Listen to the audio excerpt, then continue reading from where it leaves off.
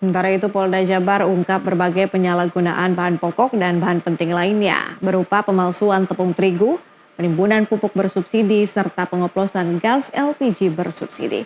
Dari berbagai kasus itu polisi menetapkan 15 orang tersangka.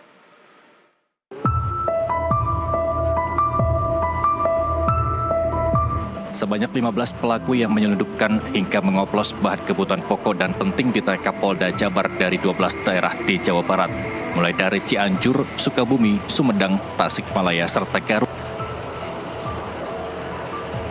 Ada beberapa kegiatan yang dilakukan para tersangka, mulai dari mengganti kemasan tepung terigu, penjualan pupuk bersubsidi, oplos beras bulog, penyalahgunaan gas bersubsidi, dan penjualan solar ke industri secara ilegal.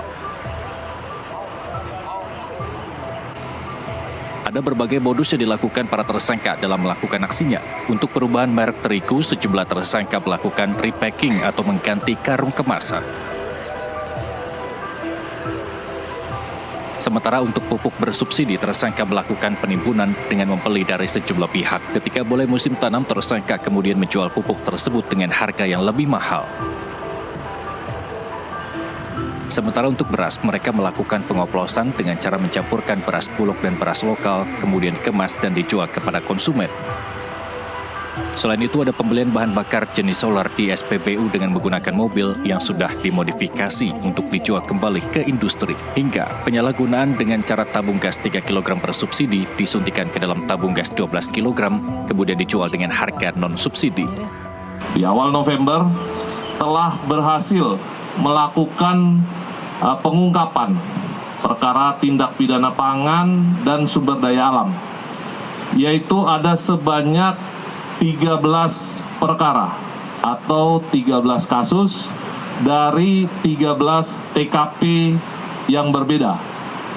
Hal ini tentunya adalah pengungkapan dari teman-teman Reskrimsus Polda Jabar beserta Polres yang ada di jajaran Polda Jawa Barat, dan telah ditetapkan sebagai tersangka sebanyak 15 orang. Dalam kasus ini, pihak Polda Jabar menyebut bahwa tersangka bisa dikenakan hukuman berbeda-beda tergantung kasus yang menjeratnya. Dalam tindak pidana pangan, polisi menetapkan berbagai pasal terhadap pelaku, yang diantaranya pasal 100 ayat 1 Undang-Undang RI nomor 20 tahun 2016 tentang merek dengan ancaman pidana 5 tahun penjara dengan denda paling banyak 2 miliar rupiah.